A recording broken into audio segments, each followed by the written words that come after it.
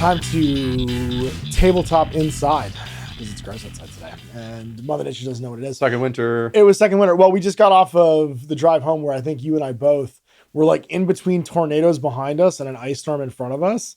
When I got back from Adepticon, man, there was like just a hellstorm approaching behind the car. Yeah. And then like my entire cottage hadn't had power for a week because the ice had just destroyed everything. Oh my gosh. I got to go up there on Easter and run a chainsaw probably for like 2 days.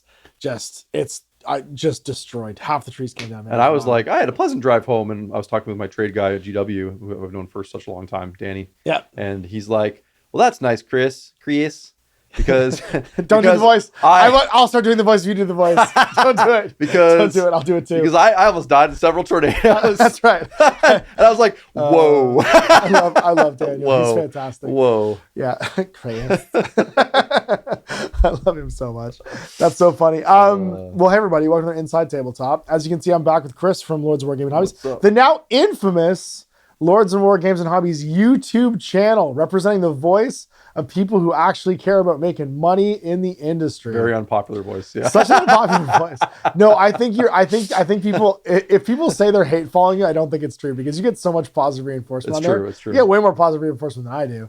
It's mostly just like, hey, you guys, it sounds like that's a real problem. It's because Jay just has people hanging on a mystery, you know? They're just like, I want to know more about Jay. He's such a dark horse. I want to know more about Jay. I know, he's such a dark horse, just sitting there being all mysterious, staring at his coffee. He stares into the middle distance harder than anybody I've ever met in my entire life. Love that kid. Well, today we're going to set our clock for 30 minutes. This is what we do. We set a timer. And we're going to talk about, this is a follow-up to our conversation about in January before the tariffs came in, before the swearing in ceremony.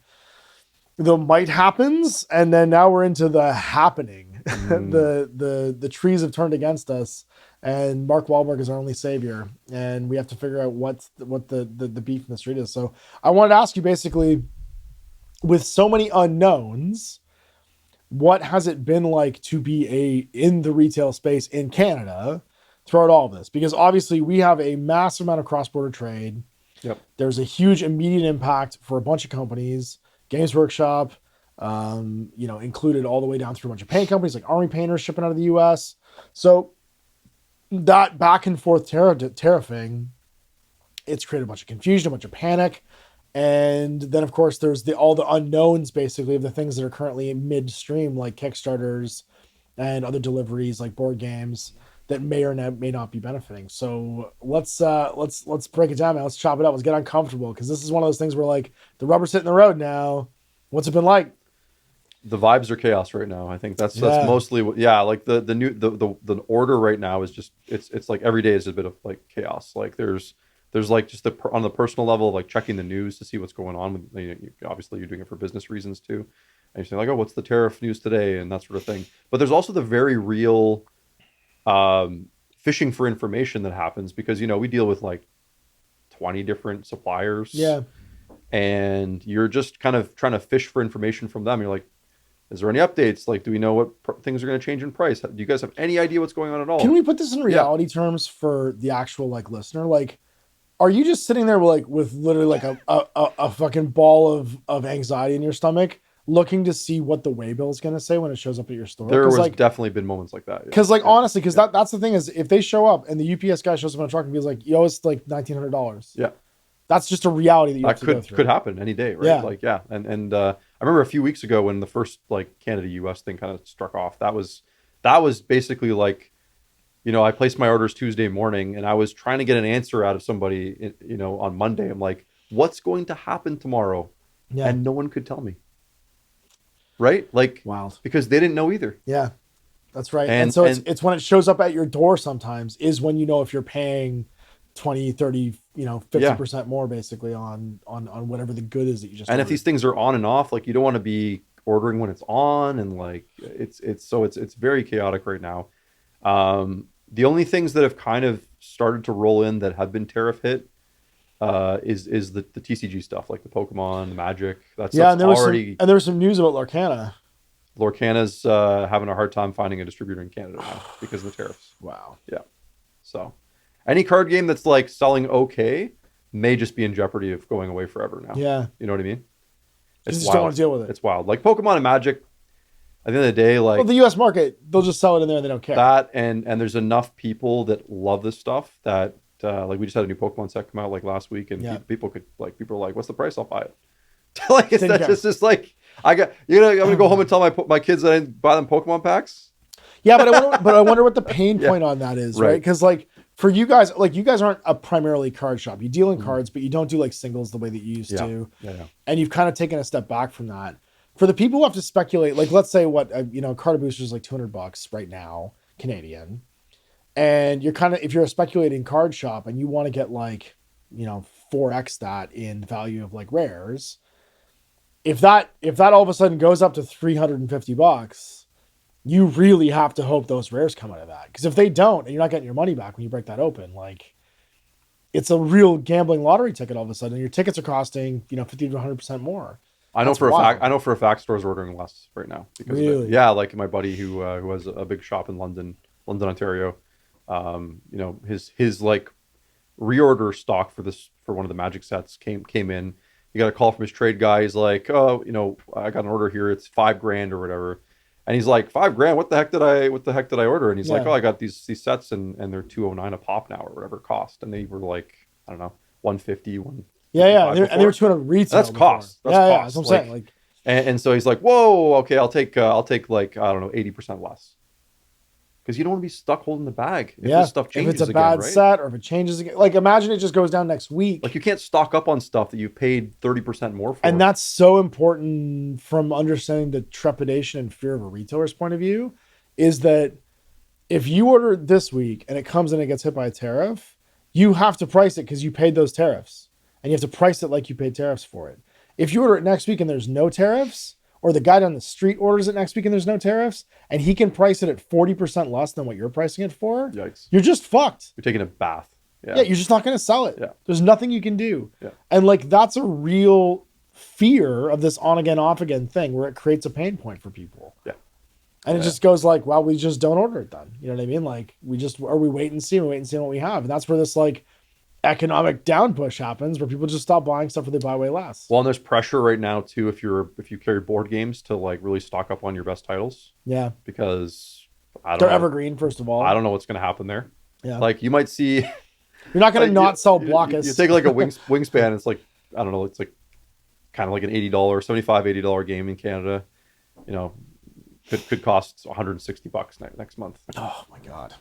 Like, and the funny thing is, there's some products that are just not a thing anymore once you raise the price enough. Like we were laughing, we were like gallows humor laughing. Yeah. At like our little Sushi Go tins. Yeah. And we're like, this is like $25. I'm like, I don't think anyone would ever buy this for $50. No, never.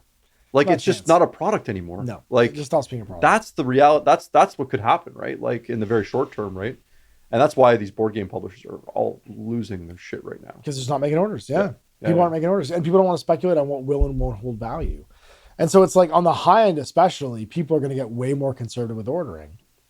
Now, interestingly enough, that's a thing that doesn't seem to be slowing down Workshop. They're still just pushing the releases out. Same as. They're not really seeming to be worried about it very much. But luckily, they're right, the size where they can be. They can just kind of absorb and their it. tariff right now is kind of low, like the 10% global thing or whatever. Yeah. It's like it's if you're the big guy, you can kind of just eat that in the short term. Yeah. And just wait.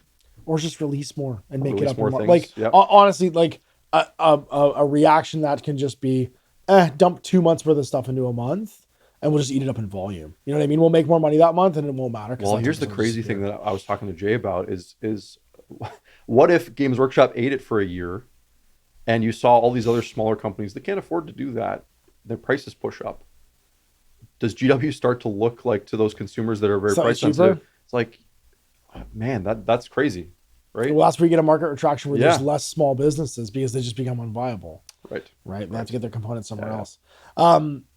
And that's the funny thing is we do have that happening in other markets. Mm-hmm. Like if you look at Australia, they've historically had, so the tariffs that protect Australia's manufacturing from being in the heart of like the Asia Pacific, like manufacturing hub. They've had to be protectionist. They've had to be protectionist since basically China opened its borders to do manufacturing. And so Workshops historically always been more expensive there because it's an outside manufactured good and it's always going to get hit with these tariffs. It's always going to incorporate that into the price. So, and it just costs more to ship there and all that stuff. So the fact that like that could become the reality in other places all of a sudden is, or in other markets, like to eat up the cost of going to the big markets. Like the idea that you can have like a different price on the American Warhammer.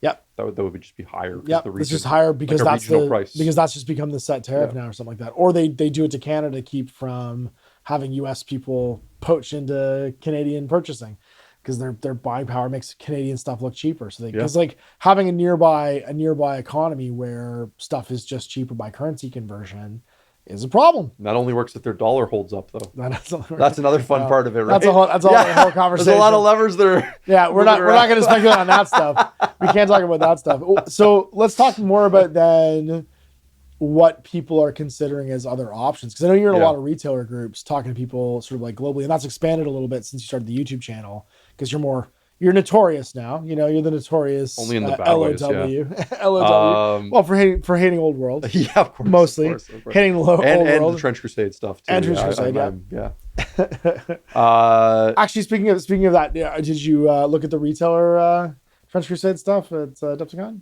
Any of the retail insights? You mean the badges they were selling? I don't know. I didn't see it. I didn't know where they were. I couldn't find them. I was at the booth and it was just they had props and like some badges for sale. Oh. Yeah. It's like about like a sword? No, you can't buy the swords. Oh. You just look at them. Okay. I'm confused. You and me both, brother. Okay. Moving on. We said the words and now the algorithm will pick it up. Timestamp it. We're good. Timestamp it. We know we said Trench Crusade. Good job. Yeah. So what then is some of the conversation sort of like outside of your personal store that you're hearing from these retailers? Yeah, like a lot of people are understandably so, like just like us, like, you know, dealing with the stress of it every day and trying to think like, obviously as a small business owner, you're always, how can I adjust to this time and still keep my business viable? Sure. And so, I mean, you're getting all sorts of ideas thrown out there. Some of them are interesting. I think that I'm a bit more of like, well, I wouldn't want to change my whole business around right now. You know, things are kind of unstable, right? Sure. But there are some people that are sort of like talking about, well, you want to worry more about like the non-product based things that your store can do. Wow. Like, you mean things that you've kind of historically championed, like having a value add of being a good retail location. Yeah. So not just selling off your discounts. So instead like monetizing your gaming spaces. Sure. Whatever that, and in places that do that, it tends to look like, you know, obviously like a $10 or $20 fee to play, and then or club membership, or maybe you sell drinks and stuff. You start to look a bit more like a board game cafe, I guess, and like really kind of pushing into that space, and then you know, getting into the exotic candy market and having all sorts of different types of Lay's chips for sale. Yeah, and I really want to see the one that opens a daycare center so they can just drop their kids off and then play games all day. They got like a ball pit to one side and some like bad like Zippy Zooms, Cheeky Monkey stuff. And here I'm just like, I'm reading this and I'm thinking like, oh yeah, like we're going into like probably a global recession. Things are becoming extremely unstable. Let's pivot our business into the strongest business type of all time, the restaurant. I've never seen a closed restaurant. I've never heard of restaurants are like the pillars of the economy. Never failed. Never once. There's never been a restaurant that went out of business. There's never been a bad idea for restaurants. Yeah, I've never seen that same building that was clearly at one point a KFC, but is now like a Tim Horton. Like my favorite is there's like that meme of like, this is when you wear the skin of your enemy as a prize, and it's like a Domino's, but it clearly used to be a Pizza. Domino's kicked and then ass. Yeah. It's like a KFC that's now Papa John's. Oh, you know yeah. what I mean? Like they just come in and they wear the skin of their foe. Yeah. Yeah. But I think it's just a kind of an interesting symbol of the times where people are like looking at the most erratic business and being like, that looks kind of appealing right now. That looks way less scary than that looks less scary than what I'm doing, which is selling products I can't get back or whatever. Or you know, like I don't know. Yeah. Well, so there's another aspect to this too, which is a lot of a lot of the fear of tariffing is especially going to be placed on long-term investments, long-term orders and stuff like that. And one of the things that retailers have had access to now for the last like probably decade is retailer pledges for things like Kickstarter. Oh boy. And they've always looked super attractive to you guys because you get a really good margin on them. Yeah. Right? Like when you buy in bulk off a Kickstarter, you're almost getting a better margin. To the credit of the, companies that have been like basically turned the Kickstarter thing into a sort of like brand Pre-order? or a pre-order system. To the credit to a lot of them is they have taken the feedback from the retailers and said like, look, you can't be cutting us out of this whole like pre-order system here. And a lot of them have created these like pretty lucrative retailer pledges, provided you're willing to kick in for a decent amount of copies. And we've done a whole bunch of those. How would you consider doing one right now under the current conditions? No. And why is that? So because the tariff, well, I suppose the real answer is you don't know what you're getting into at this point, right? I think that's the real thing is the consumer, me being the consumer, I guess, of the retailer, there's the confidence is very low that project could even be delivered. Just based on the uncertainty of costs and the idea that like the money I'd be giving them is like funny money because it has nothing to do with what they might have to charge to actually deliver it. Yeah. Just right? on shipping and like duties and stuff. Like that Helldivers board game from Steedforge here now is literally in the middle of its Kickstarter pledge right now. Yep. And their costs just went up 125%. We talked about how it might not be that way. It probably isn't if they're based in the UK, but like, let's say they were US Let's say they based. were, yeah. So they might be able to skirt it because they can package it in the UK before they ship it to the US. Yeah. And they can say it's like made in the UK or whatever. It's a UK-based product. So it'd be the 10% global tariff instead of the 120% Chinese one. But like, if they look at it and go like, well, if they scrutinize it and say what amount of the components of this were manufactured in China, they might hit it with it no matter what. And then you're like, what do? Do you eat the cost? Yeah. Right? You send a pallet because like especially with Kickstarter, so much of it is like semi-automated now because there's a whole industry of Kickstarter fulfillment companies. Mm-hmm. And their whole job is just professional warehouses and they hot ship stuff. So you send us your 40 pallets worth of stuff and your names, your delivery addresses, and we break it up and we sub-deliver it out to get it out to people. Those companies aren't going to eat that tariff cost. No. They're going to bill it back to that company and that company's going to have to bill it back some other way, right? So like, that could potentially be an unknown factor when that pallet of finished product shows up into the fulfillment center, into like the fulfillment company for that Kickstarter. And then all of a sudden that miniature company or whatever gets hit with like a $2 million bill. Or like, this is another possibility is because of the way the tariff might be paid out is the Kickstarter gets delivered to American citizens and then they just get hit with that 125% duty at the door, right? Yeah. And then would they just like deny the package?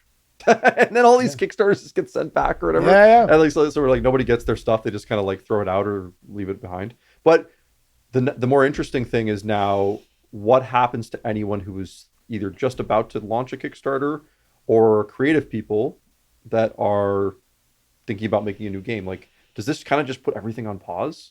Right. It definitely makes the risk, like your tolerance to risk becomes the deciding factor now.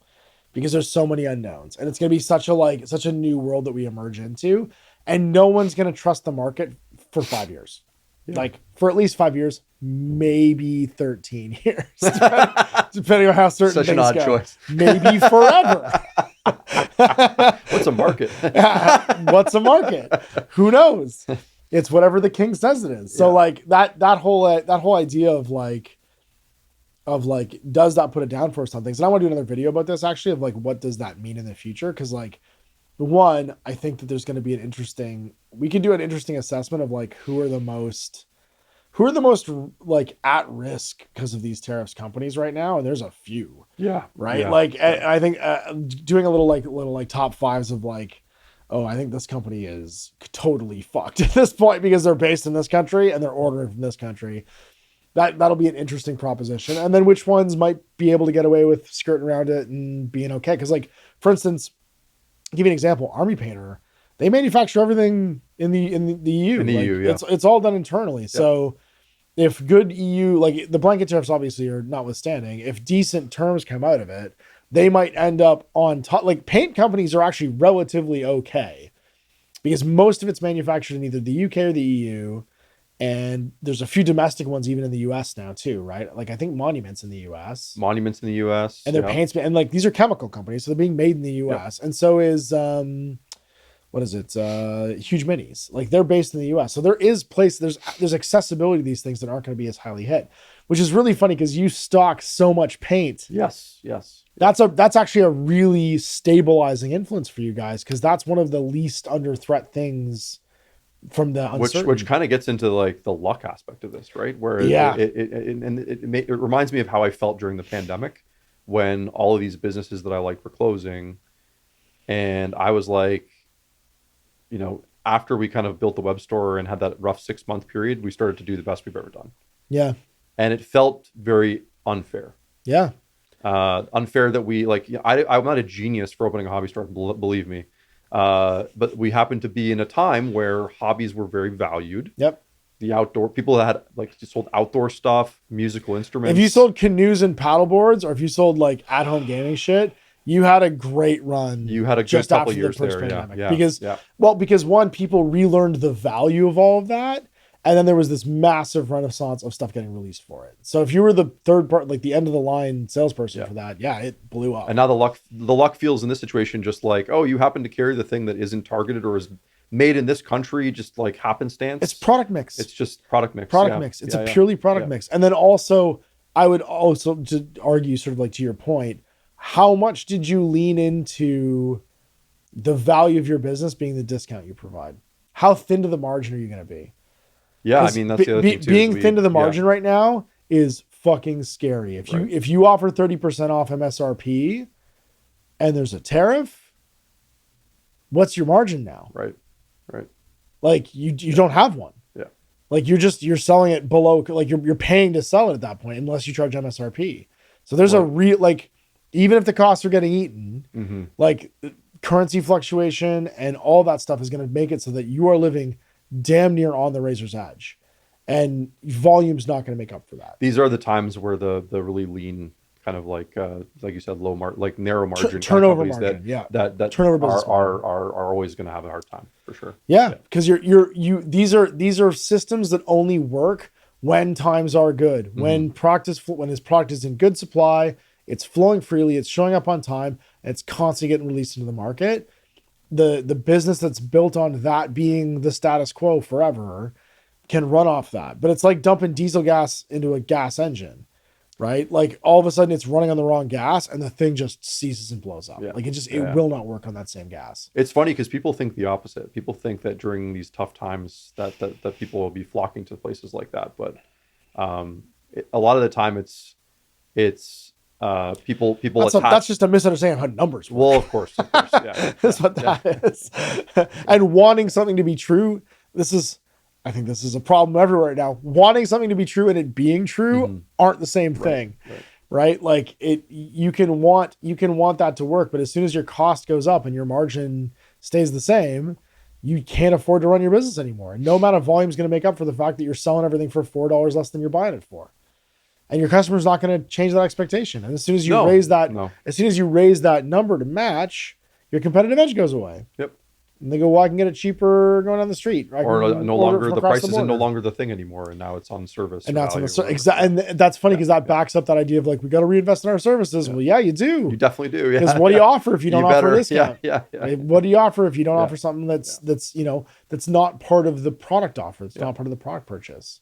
Which is super, I don't know, in these kinds of times, it actually matters. And the mercenary customer who you've described in the past is going to keep being a mercenary customer and keep trying to put their money where that is. And they're not going to care about that stuff either way. So when you come back to that luck thing, if most of your customers were mercenary customers, if they don't get what they want out of you anymore, are they going to stay? And I think that's going to be, again, the death knell for a lot of businesses is did they have anyone who wants them to stay open and is willing to spend the money with them? 100%.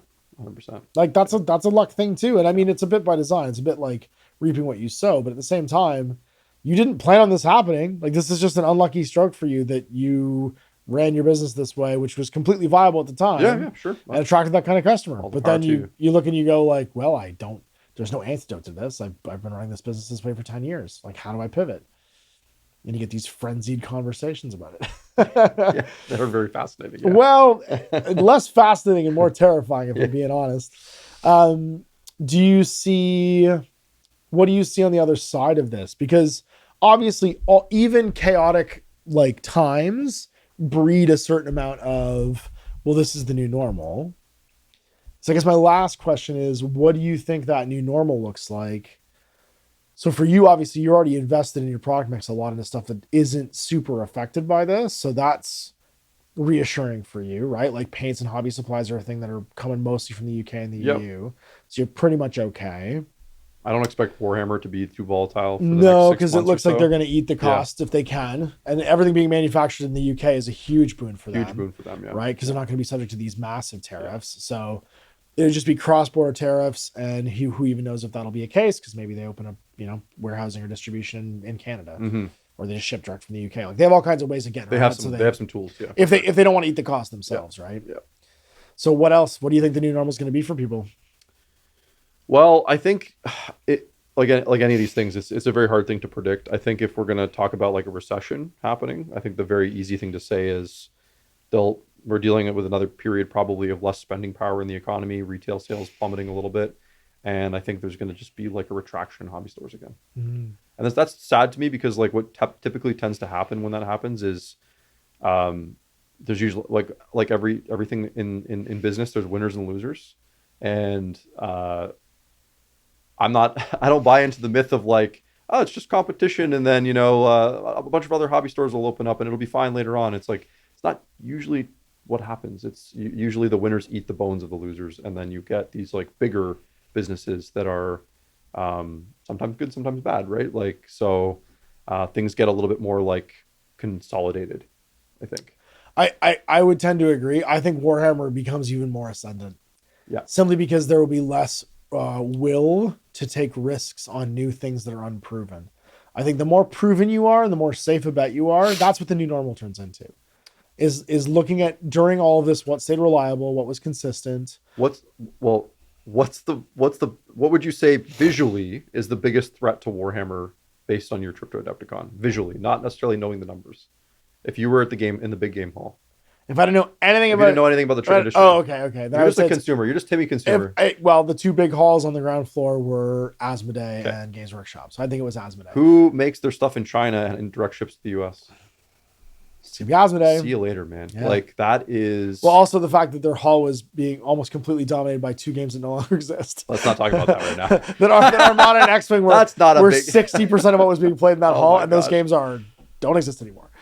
So that's, I mean, like if your typical hobby store has like the games that I have on my shelf, like I think probably Asmodee games are kind of the next kind of most common thing you see on hobby store shelves after the GW stuff in terms of miniatures, at least in North America. Well, and WotC, you seeing the, because like that Hasbro line of Dungeons and Dragons, all the Nolzur's miniatures, all the HeroQuest stuff, and all of the HeroScape stuff.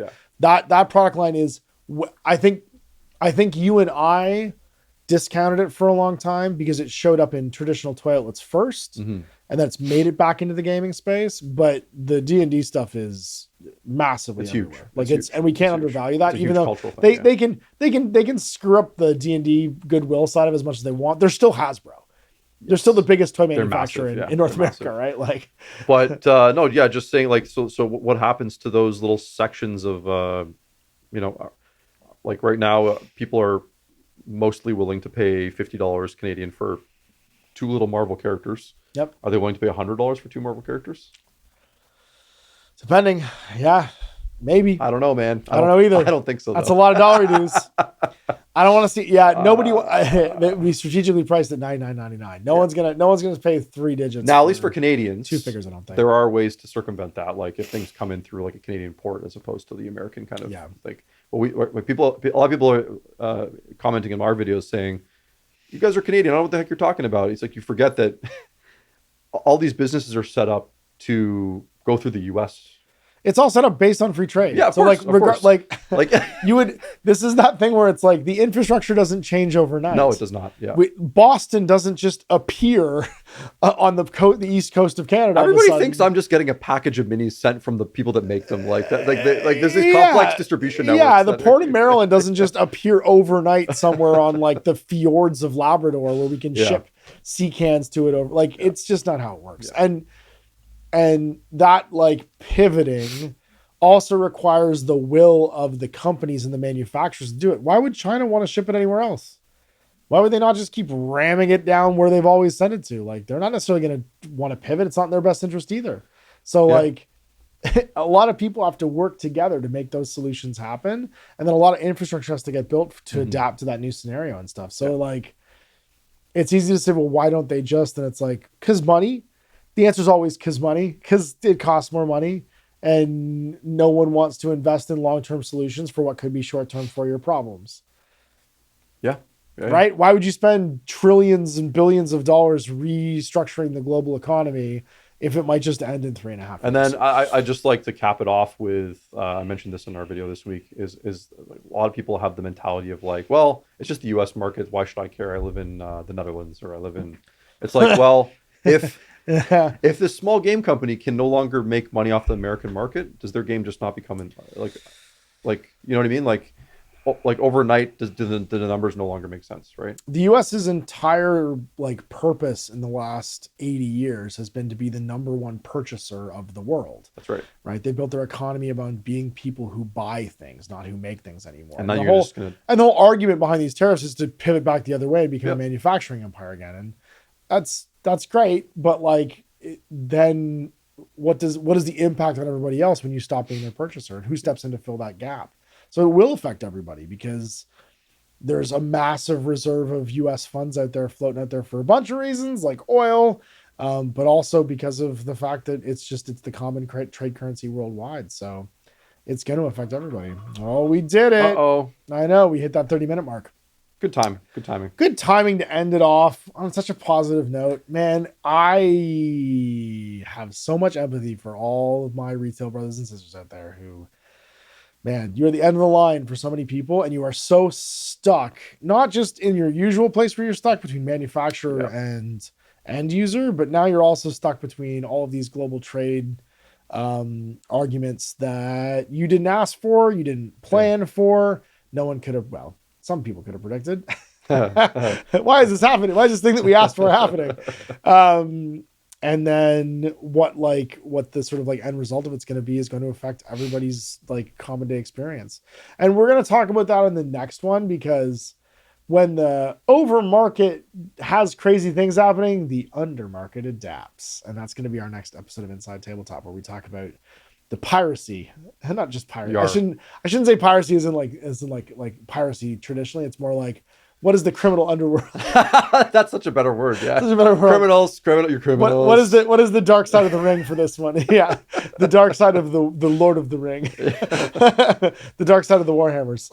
I think that's going to be our next topic, because there is a cyclical part of all of this, and this kind of stuff's happened before, but I think we're pretty safe to make some predictions as what's going to happen in the future. So we'll see you for that one next week. We're going to go off and chat with the patrons, because we do this live as a studio recording, and we do a Q&A in between each of these. So if you are on my Patreon, you will see all 4 episodes that we sit and record back to back to back to back with a bunch of like interstitial stuff. We have the goodies in between too, right? Yeah, we do videos in between, do interstitials and stuff too. And you can see all that bonus content on Patreon.